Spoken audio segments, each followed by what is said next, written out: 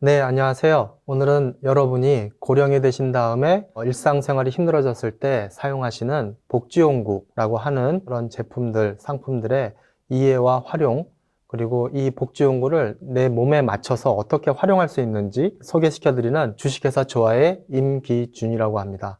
저는 일본의 복지연구 전문 상담원으로서 활동을 하다가 한국에서도 여러분들에게 복지연구에 대해서 홍보도 하고 그 다음에 어떻게 활용하시는지 그리고 집에서 케어를 어떤 방식으로 하면 좋을지 이런 부분들을 전체적으로 설명을 드리는 일을 하고 있습니다. 여러분들 가장 처음에 가장 중요한 것이 복지연구 급여란 노인 장교양보험 여러분들 많이들 아실 텐데요. 일상생활 또는 신체활동 지원에 필요한 용구, 이러한 용구들을 나라에서 정해서 구입 또는 대여할 수 있는 그러한 복지용구 급여를 받을 수 있습니다. 그래서 대상자로서는 만 65세 이상 그리고 거동이 불편하신 분들을 대상으로 하고요. 그리고 또 하나는 만 65세 미만 중에서도 노인성 질환 환자분들, 치매라든가 중풍, 뇌졸중 이러한 증상이 있으신 분들은 이러한 용구를 활용하실 수 있습니다. 그래서 복지용구 품목이 어떤 것들이 있는지 보시면은 전체적으로 18개 품목이 있고요. 대여, 그리고 구입. 대여할 수 있는 품목은 대여할 수 있는 품목대로 전동 침대라든가 수동 침대, 주로 고가의 제품, 그리고 구입 품목 10가지 종류가 있습니다. 이러한 구입 품목들은 거동이 불편하신 분들 중에 약간 이 제품들이 있으면 내 생활에 좀 도움이 될 만한 품목들, 그리고 비교적 저가의 제품, 네, 이러한 품목들 중에는 또 대여도 할 수 있고 구입도 할 수 있는 품목이 있는데요. 이러한 품목들도 자세하게 건강보험공단 홈페이지라든가 건강보험공단에 문의하시면은 이러한 품목들에 대해서는 자세하게 내용을 받을 수 있을 겁니다. 네, 여러분, 이런 다양한 복지용구 18가지 중에 가장 많은 시간을 보내고 그리고 여러분들이 오랫동안 사용하시게 될 제품 중에 하나가 전동 침대라고 합니다. 그래서 전동 침대 여러분들 많이 들어보셨겠지만 가정 요양용 전동 침대는 어떤 것이 있는지 여러분께 소개를 시켜드릴게요. 굉장히 다양한 가정 요양용 전동 침대가 이제는 나오고 있고요. 그 중에서 최근에는 여러분들이 많이 보셨겠지만 변기가 딸려 있는 제품들도 이 급여가 되고 있고요. 그리고 또 하나는 최근의 트렌드라고 할 수 있습니다. 목이 움직이는 침대가 최근에 국내에서도 소개되고 또 해외에서는 많은 프리미엄급 제품 중에 또 중증의 어르신들이 목이 움직이는 침대를 사용하시고요.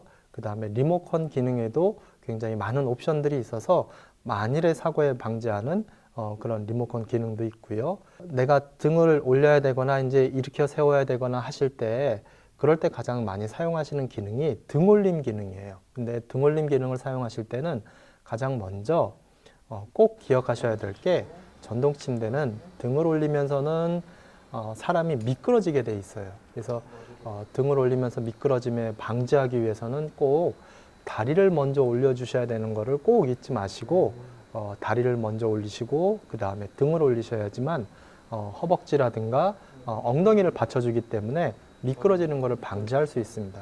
그리고 또 하나 침대에서 꼭 일어나실 때는 또 이렇게 세우실 때는 한 2, 30도 머리 헤드보드, 머리 보드판이 있거든요. 그리고 다리 보드판이 있는데 머리 보드판 상단 정도 위치하게 등올림을 올리신 다음에 한 1, 2분 정도 그 위치에서 멈췄다가 일어나는 것을 꼭 기억해 두시면은 기립성 저혈압을 예방할 수 있는 그런 효과가 있으니까요. 그렇게 움직이시면 되고요. 그 다음으로서는 여러 가지 사람이 이제 자는 욕구, 그 다음에 이제 자는 욕구라든가 먹는 욕구 이런 부분이 해결이 되면은 이제는 돌아다니고 싶은 또 어딘가 가야 되고 또 병원도 외래도 다녀야 되고 하는 용구 중에 하나가 휠체어를 많이 타시게 됩니다. 그래서 휠체어 이동수단으로서 굉장히 좋지만 가장 많은 사고가 일어나는 빈도수 복지용구를 사용하면서 가장 많은 건수의 사고가 일어나는 용품 중에 하나가 휠체어라고 합니다. 그래서 휠체어는 바퀴가 달려 있고 또 외부에서도 다닐 수도 있고요.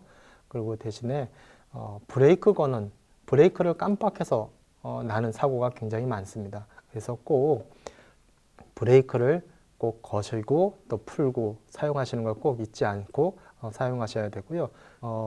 몸이 안 좋으신 영양 상태가 안 좋아하신 분들은 욕창이나 발생할 수도 있습니다. 그래서 이러할 때는 꼭 내 양쪽 옆에 그 다음에 다리 쪽 이 손가락 2개 정도 사이즈 2개에서 3개 정도 많으면 3개 아니면 손가락 2개 정도 사이즈가 들어갈 정도의 그 사이즈를 제품을 본인한테 맞추는 게 가장 좋고요.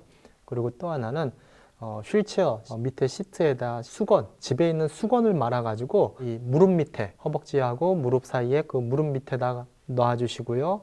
그리고 또 등받이가 이제 끈이 텐션 바라고 하는데 전문 용어로는 텐션이 되어 있는 휠체어가 있습니다. 그래서 이런 휠체어는 등받이가 똑바로 되어 있지가 않고 이렇게 둥글게 우리 등 원형, 등의 곡선처럼 원형으로 줄을 조정할 수가 있어요. 그래서 이런 기능의 휠체어를 활용하시면은 미끄러지는 거를 최소화할 수 있고요. 그래서 미끄러져서 마찰로 인한 욕창 이런 발생도 최소화할 수 있습니다. 그 다음으로 저희가 또 중요하게 많이 설명을 드리는 제품 중에 하나가요. 보행 관련한 지원 용품입니다. 어떤 것인지 아시겠죠? 보행 관련한 게 지팡이 종류가 있고요. 그 다음에 보행기 종류가 있고요. 그 다음에 이제 보행차 끄는 이러한 3가지 제품들이 있는데요. 주로 이 지팡이 종류, T자형, 그리고 이제 일자형 지팡이라고 하는데요. 그리고 발이 4개 달린 좀 더 고정이 잘 되는, 그리고 몸무게를 더 실어서 지지할 수 있는 지팡이가 있습니다. 이러한 지팡이, 그럼 높이 조절을 어떻게 해야 되는지 이러한 부분도 제가 설명을 드리겠습니다. 본인의 엉덩이 옆부분을 보시면은 이렇게 쏙 들어간 부분이 있습니다. 이 들어간 부분에서 약 1, 2cm 정도 앞으로 가서 만지면은 여기에 볼록 튀어나온 뼈가 있어요. 이 뼈 위치가 본인의 지팡이 높이자 사발 지팡이, 그 다음에 일자 지팡이, 그다음에 보행기, 그리고 집에서 욕실이라든가 벽에 설치하는 안전 손잡이. 그래서 이러한 손잡이의 높이가 이러한 본인의 뼈 위치에 맞추셔야지만 여러분들이 똑바로 자세가 흐트러지지 않고 본인의 어깨 높이, 그 다음에 본인의 발 여러 가지 높이에 맞는 지팡이를 쓰시는 게 좋고요.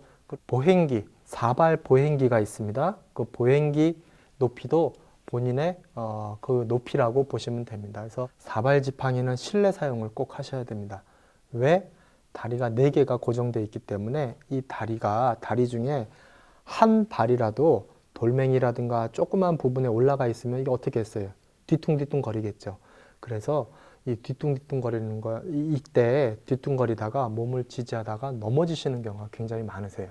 기본적으로 사발 지팡이는 실내에서 사용하신다라는 거 꼭 잊지 마시고, 또 하나 지팡이에 여러 가지 이제 높이 조절 기능이 있는데 이 높이에서 가장 또 저희가 질문을 많이 받는 경우가 어떤 질문이 있냐면은 등이 거의 기역자를 이렇게 굽으신 어르신들도 계시고요. 그럼 이런 어르신들은 그럼 어떻게 높이를 맞춰야 되냐 하면은 지팡이 높이는 허리를 굽은 상태에서 어르신 키를 재고요. 그리고 키를 나누기 2를 하신 다음에 거기에다가 한 3cm 정도를 더하시면은 그 허리 굽은 어르신의 지팡이 높이라고 생각하시면 됩니다.